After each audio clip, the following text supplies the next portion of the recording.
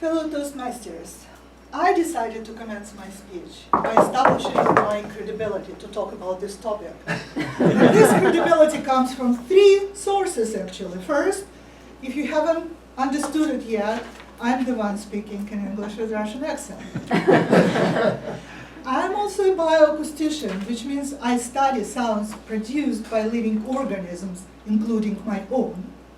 And third, since I'm not a linguist, I did some research and I included my finding into the speech. I really love this saying, but I'm arrogant enough to try and expand on it. You are able to observe a lot by just watching, as long as you know where to watch. So let me show you how we can visualize sounds. Because in many cases, it's not enough to listen to something. It's even not enough to hear what you're listening to. You need to take a look at it. And in science, we use a special tool to visualize sounds. And this tool is called spectrogram. You don't need any preparation, any previous knowledge to understand what the spectrogram is. Because it's very similar to what musical scores can tell us. This spectrogram here represents an English language speaker saying a phrase. Peter opened his eyes. So this spectrogram has three dimensions. Dimension number one is time. It goes from left to right, and it will tell you how long a sound lasts, where the pauses are, and how long the pauses are. The second dimension is frequency. And we, the humans, perceive the frequency as a pitch of a sound. So the sounds which are very high in pitch will be located somewhere on the top of the spectrogram, and really low sounds will be located somewhere here. There is always a color, and color will tell us something about the loudness. Yellow and red colors are really loud sounds. The blue color is soft and really silent. And dark blue color is nobody says anything. And now we are ready to look what the Russian accent in English looks like. And I must tell you, I was trying to pronounce this phrase, Peter opened his eyes, maybe a couple of dozen times. And I certainly couldn't get even close to what the teacher sounded like.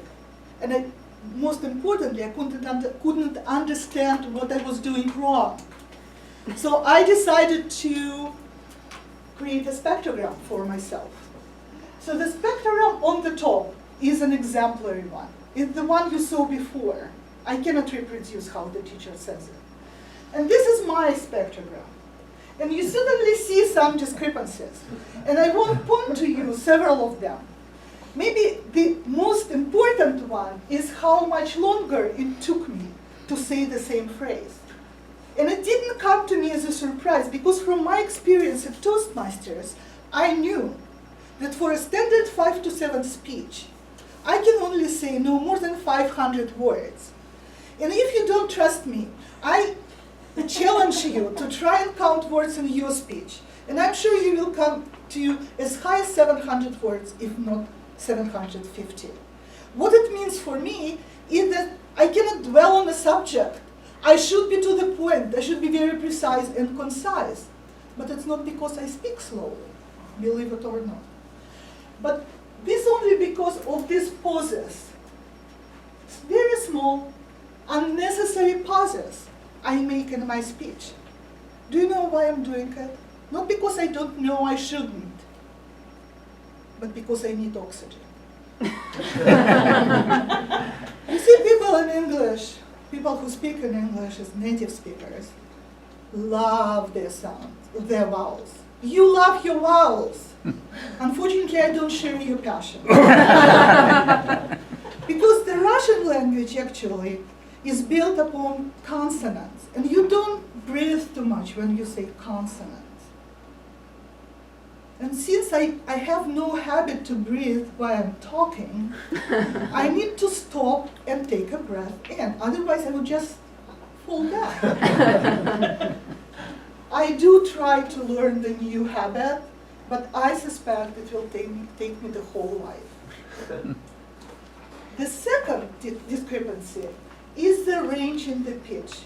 You see, when you speak, you go from high to low, from low to high, and my range is really, really limited. What it makes to my speech is it makes it sound really monotonous, sometimes boring. Sometimes it sounds like I am bored. To iterate, I showed you that I put little pauses into my speech. It makes me sound really choppy. Peter, open his eyes.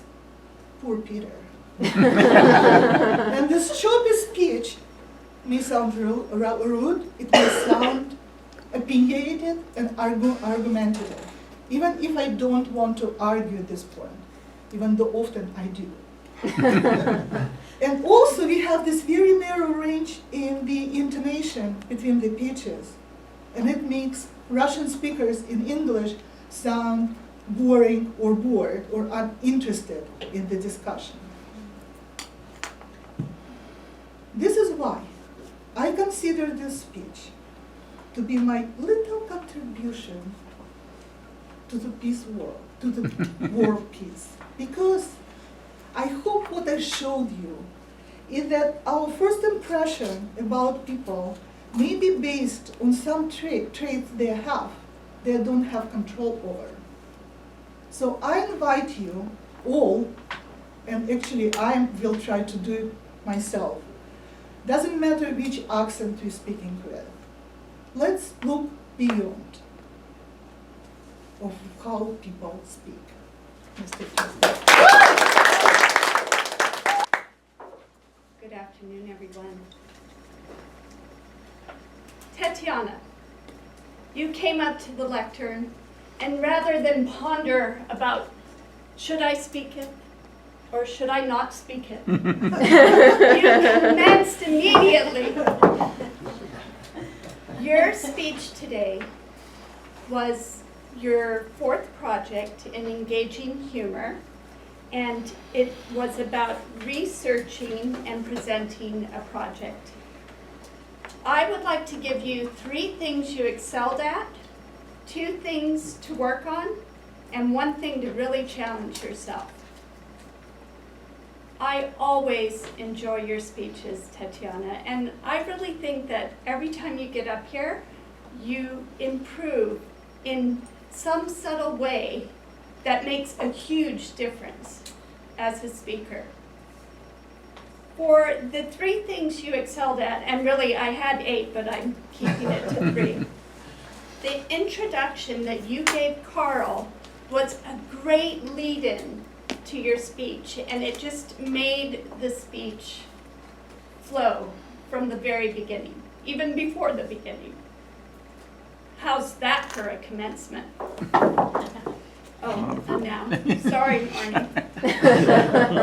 Your organization, you had smooth transitions, great slides, a conclusion that not only gave a moral, but also gave us a call to action. That was great in organizing your speech. Humor, and that is something that you're working on with this pathway. You excelled at it. You sprinkled it throughout. The way you used your title, too, which really, Peter opened his eyes. What does that mean?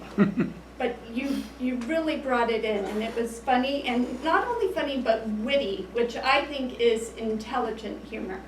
Good job. What you may want to work on. It's not your Russian accent, Tatiana. In fact, it's endearing how you say V's for your W's. But